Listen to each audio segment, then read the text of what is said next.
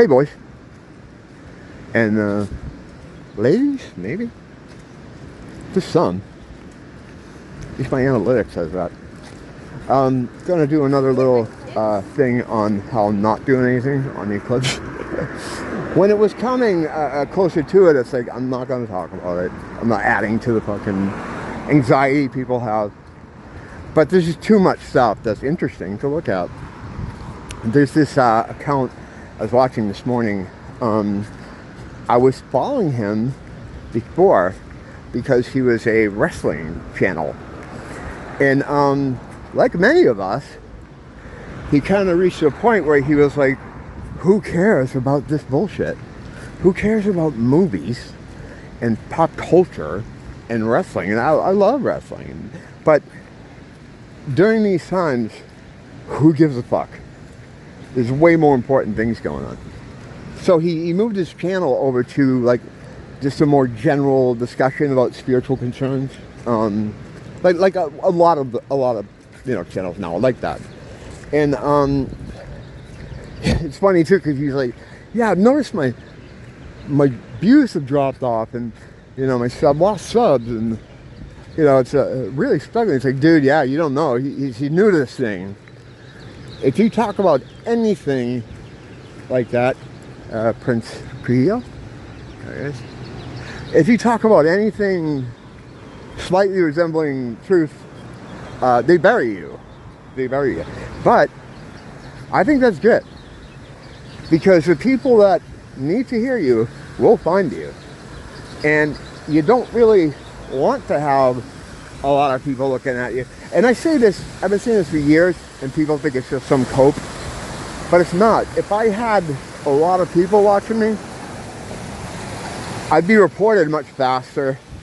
I'd be in trouble for some kind of racial thing, or you know how people are. The more people that look at you, the more of a chance you're going to get nonsense, So the people that are going to find you, or are meant to find you, will find you. I know, because I found people that way too. Like it just happened. You're brought to them. But anyway, it's funny how much he sounds like me. A lot of people sound like me, and I sound like them. We all sound like we're all saying the same things. Well, and we don't know each other, right? In many cases, he's never seen me on YouTube, and that's the case with a lot of other creators too. Like I didn't know them before I found them talking about this stuff. And he made some he was talking about something I only heard about a little bit, and I didn't really look into it because it's like, whatever. But it was the idea of the Black Hole Sun video from Soundgarden. How in that video for the album Super Unknown, which was actually released in April of 1994, the video shows an eclipse. The band is looking up at an eclipse throughout it. The lyrics are full of related things like snakes and, deception and all this stuff. And the people in the video, right, start having these really weird, distorted faces that looks a lot like demon face. Demon face is in the news now all the time. Yeah, I got some stories here from NBC, Fox News, USA Today. It's mainstream. This new syndrome, demon face syndrome, can affect people, and the way it affects people is you'll look at someone and you'll see what appears to be a demonic face, exaggerated proportions, smiles, all this kind of stuff, just like in the video. Now, Chris Cornell, of course, was murdered, in my opinion, because he was making a movie about child trafficking. The circumstances of his death fit the MO for what they do to creators. Hanging, red string. They saw him as a traitor because she was going to make that movie. Now, not long after, Chester Bennington put out a tweet. It's probably archived, I'm sure you can find it, where he said he just learned about why Chris Cornell was murdered. He believes he was murdered, and he knows why, or something to that effect. And then a few Days later, he was dead too. So they got him too. Same thing, hanging, red string, whole deal. Another traitor from there. Okay. Now, this guy who was doing the video, Blaze Speaks Truth, was talking about how Chris Cornell may have been some kind of prophet or something. I don't think it's that. I think it's just the script playing itself out. Whether it's known to the people playing it out, I think sometimes the script works through them. You don't mean to do things, or you're not intentionally doing things. You know, I've had stuff, I talked to you about a story about how on one of my records, we have this whole reading portion from the Necronomicon on it. This wasn't intended, it was just something that kind of happened in the studio. We had a section of a song we wanted to have crowd sort of talking. Like, I don't know, like it was at a party or something. It wasn't meant to be anything except to add the atmosphere. So what we did with our producer is we all picked up something in the room to read.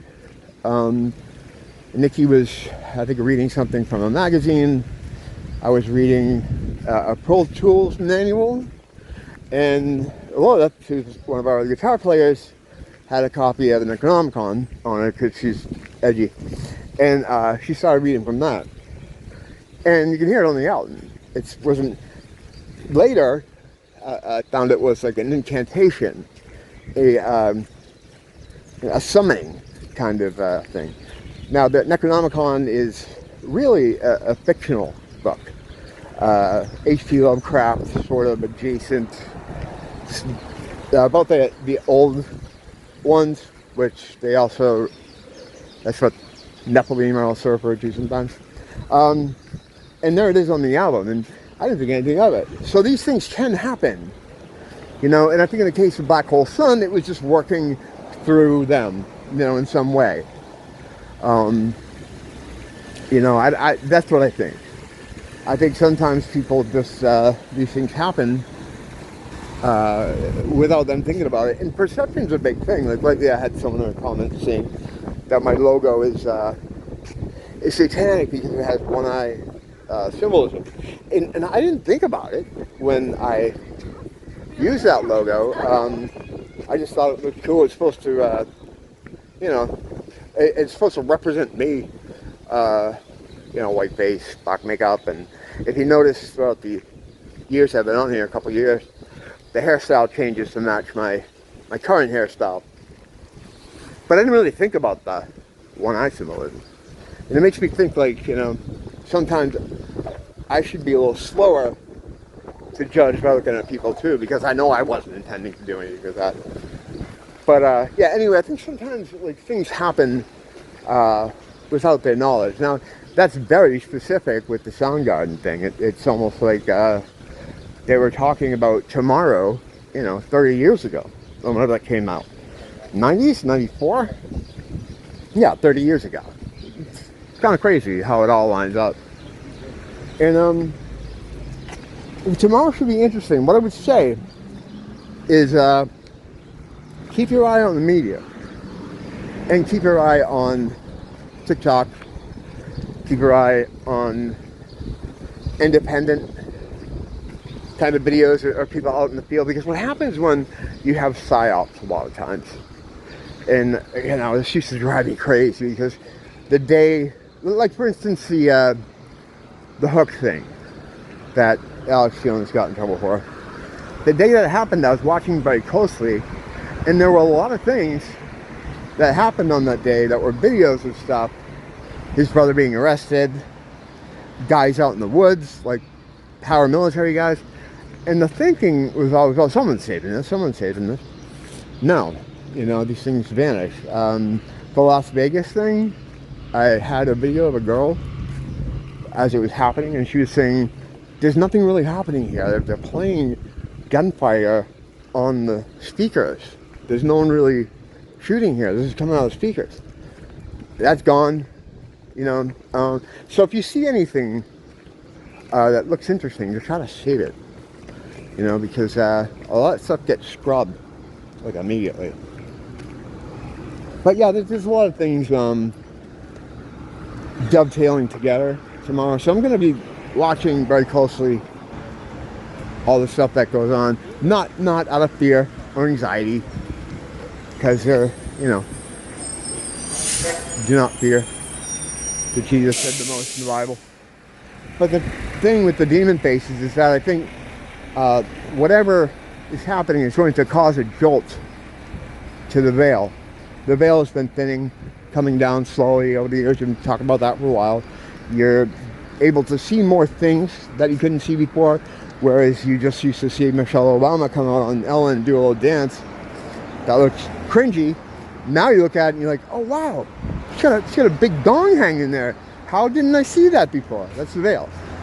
That's the veil. So what Blaze kind of posited, and I think he's on the money here, is that we are now going to be able to see more. And whereas before, when you have possessed people, you can't see the demon. You can interact with them, as we've done here, but you don't see anything because they're incorporeal here. And once they're in the body, you can talk to them, you can listen to them, but you can't see them. What this may do with doing more damage maybe to the veil is that you're going to be able to actually see the people, see the demons and the people, hence demon face. And they knew this was going to happen. That's why they're running all these stories to say if this, so that if people start freaking out about this, it's just a syndrome. And they're saying now that the eclipse may trigger this syndrome in people. It's fucking ridiculous. It's like, you know, for those of us who understand with eyes to see, ears to hear, and a nose to smell bullshit, we know, oh, they're just covering their ass. Sometimes things are exactly what they seem. I get hemmed up sometimes with the old, do they just want us to think that? Or are they, you know, 2 steps ahead in the 6D chess? A lot of times they're not. A lot of times it's just what it appears to be. Like they're in the news debunking demon face because there's going to be people seeing them a lot more. And how they get in people, and we talked about it many times, is if people are lower vibration, you're vibrating, you're a frequency. You are a frequency like a radio station tuning into these bodies, which are like antennas. Now, if you're low enough, and you can get low vibrational through being emotionally compromised in some way, depression, anger, sadness, fear. When you're afraid, you get rockets right down. Alcohol, when you're impaired, that's why it's called spirits. You know, these all make you low vibrational. When you're low vibrational, these things, these entities, the forgotten ones, the Nephilim, the progeny of fallen angels and humans, who, when their bodies were destroyed in the flood, still poke around here because they can't get out of here. So they're trapped here, so that now they have no bodies, and they're going jumping into people. Now you're going to be able to see what people they're in. And if you do, and you freak out, they can just say, oh, you have this syndrome. It's a medical situation. We told you that the eclipse is going to trigger this in a lot of people. It's kind of funny. It's funny, because we know. But just make sure you put your armor on, your armor of God. Remember to envision it, every part of it, in your mind. Because in your imagination, the back end of reality, you want to create it so that it looks real to you in your head. Some people can't do this, you know. The apple in their mind, they can't conceptualize stuff. Those people are fucking robots. There's a lot more of them out there than there are of us.